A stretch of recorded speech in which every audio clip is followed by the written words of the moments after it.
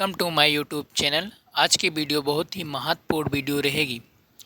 इससे पहले वीडियो में हमने संख्याओं के पहले पार्ट को कवर किया था, जिसमें जो संख्याएं थीं वो आपकी natural number, whole number and integers and rational और इरेशनल नंबर के बारे में हमने बताया था।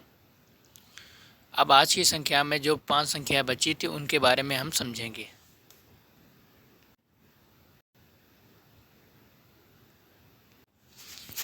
तो जो पहली संख्या है वो है इवन नंबर्स, मतलब सम संख्याएं। ऐसी संख्या जो 2 से पूरी पूरी विभाजित हो जाए उसे सम संख्या कहते हैं। जैसे यहाँ पर एग्जाम्पल दिए हैं कि 2, 4, 6, 8, ये जो है नंबर ये 2 से डिवाइड हो जाएंगे, ठीक। तो इसीलिए इसको सम संख्या कहते हैं, ठीक। नोट दिया है, तो नोट में क्या लिखा है कि सम संख्या को ज्ञात करने की ट्रिक, जिस संख्या के इकाई अंक में मतलब जो पीछे का अंक होता है उसके बारे में बात की गई कि इकाई अंक में 0, 2, 6, 8 आ जाए तो वो सारी संख्याएं सम होती हैं। आगे चलते हैं। दूसरी आपकी जो संख्या वो है विषम संख्या। इसके बारे में समझेंगे तो इसकी परिभाषा कह रही है कि ऐसी संख्या जो 2 से पूरी पूरी विभाजित ना हो उसे विषम संख्या कहते हैं। मतलब सम संख्या का उल्टा जो होगा विषम संख्या होगी। जैसे 1 है, 3 है, 5 है, 7 है, 3 और 9 है। एक यहाँ है विषम संख्या है जिसको ओड नंबर बोलते हैं, ओड नंबर्स, ठीक। ओके, इसका नोट क्या कह रहा है? तो इसका नोट कह रहा है कि विषम संख्या ज्ञात करने की ट्रिक, जिस संख्या के इकाई अंक मतलब पीछे का अंक 3 मतलब 1, 3, 5, 7, 9 आ जाए, ठीक। यहाँ पर ये घटा है, ये है आ जाए, ठीक। तो आ जाए नोट कर लेना, ओके। एक की जगह पर आ जाए तो वह सारी संख्या विषम संख्या होती है, ओके। देन देखते हैं अभाज्य संख्या। अभाज्य संख्या जिसको इंग्लिश में बोलते हैं प्राइम नंबर्स, वह संख्या जो सेवम और एक के अतिरिक्त अन्य किसी भी संख्या से विभाजित ना हो। विभाजित मतलब भाग ना हो, विभाजित का मतलब भाग ना हो, ठीक। वो क्या होंगी? अभाज्य संख्या होंगी। अभाज्य संख्या मतलब प्राइम नंबर्स, ठीक। फॉर एग्जाम्पल के लिए जैसे 2, 3, 5, 7, 11, 13, 17, 19 और 23।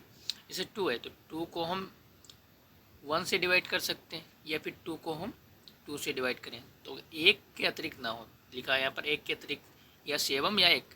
तो सेवम मतलब 2 से डिवाइड कर सकते हैं पूरा पूरा, या फिर 1 से कर सकते हैं, इसीलिए ये अभाज्य संख्या है। चलो आगे देखते हैं।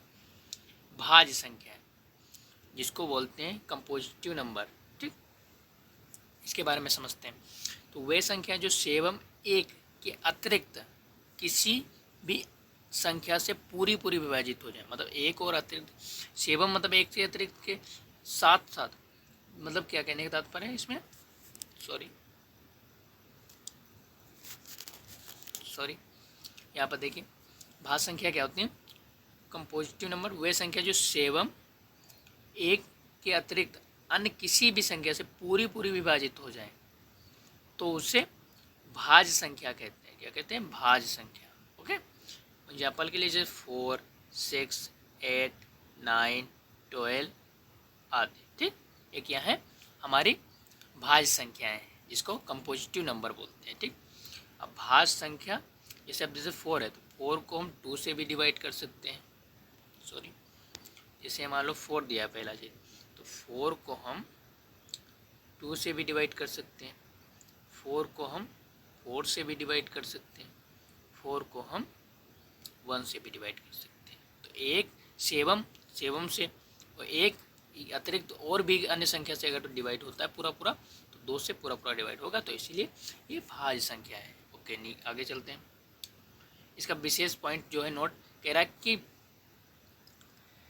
एक विशेष संख्या, यहाँ पर एक लिखना बोल, एक जो है एक मतलब 1, एक मतलब